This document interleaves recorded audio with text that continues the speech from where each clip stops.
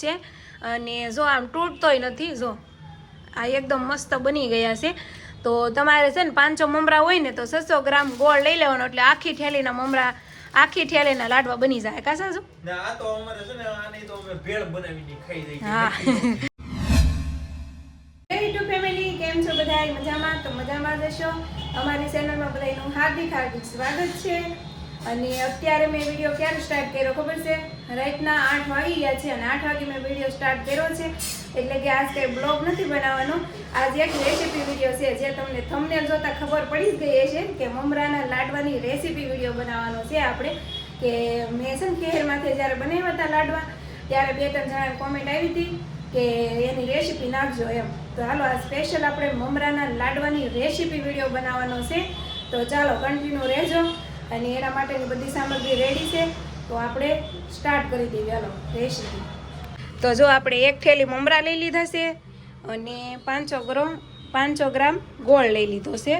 અને આ રેસીપી હું નથી બનાવવાની, અમારા શેઠ બનાવવાના છે, સાજીદ. કા?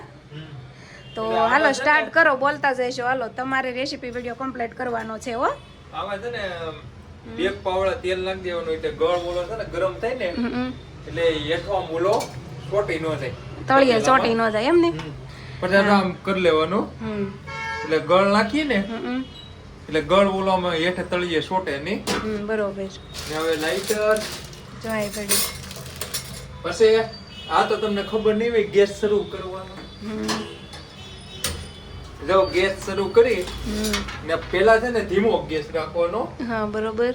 આપણે જો ધીમું ધીમું તેલ ગરમ થઈ ગયું છે ને હવે જો ગળને આમ ધીમે ધીમે નાખી દેવાનો, એટલે જો સમસમાટી બોલવાનું શરૂ થઈ જાય. બરોબર. પછી છે ને ધીમે ધીમે આમ હલાવવાનો, જ્યાં સુધી આ હાવ આમ ઓલો ગળી નો રહે ને આમ, ત્યાં સુધી આને ધીમે ધીમે આમ ગરમ કરી નાખવાનો, એટલે ગળનો પાક લેવામાં સહેલું પડે. એટલે જો આ તેલ નાખેલું છે ને એટલે તળિયે ચોટે નહીં,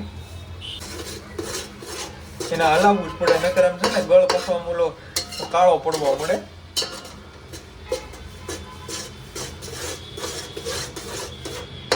એ આમાં ખાઈ ગયા રાખવાનું, ગળ છે ને આપણો બળવો ન જોઈએ, બળે નહીં ને એટલે એ હરખું જ બને. જો અમુક ખાંગડી છે ને એ આમ જો બતાય ને, એક ધ્યાન રાખવાનું છે કે ગળ જ્યાં સુધી આપણો પાયો રેડી ન થાય ને ત્યાં સુધી હલાવતા રહેવાનું છે. કા? હા, જો હવે તો મેલ્ટ જો થઈ ગયો છે. હવે આપણે આમાં ફૂલડા ફોડવાનું શરૂ કર્યા છે.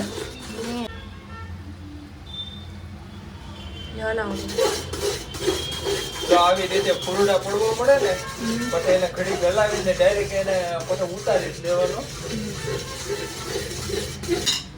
પછી આપણે જો ઉતારી ને ડાયરેક્ટ પેલા આને હલાવી દેવાનો, એટલે બેસી જાય એક છે. પછી ડાયરેક્ટ આપણે છે ને મમરા નાખવા જ મળવાના.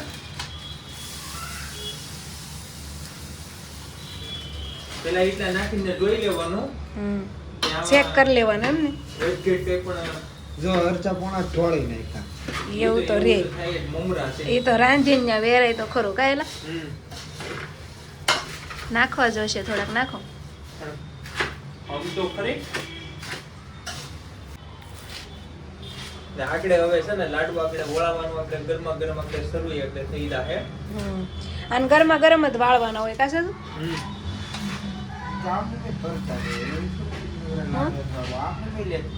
હું આમ નામ લઈ લેવાય, આમ નામ મોઢામાં નાખી દેવાય એમ. જો અમારા દેવરજી કેવી સલાહ દે છે, એમ નામ લઈ લેવાય કે.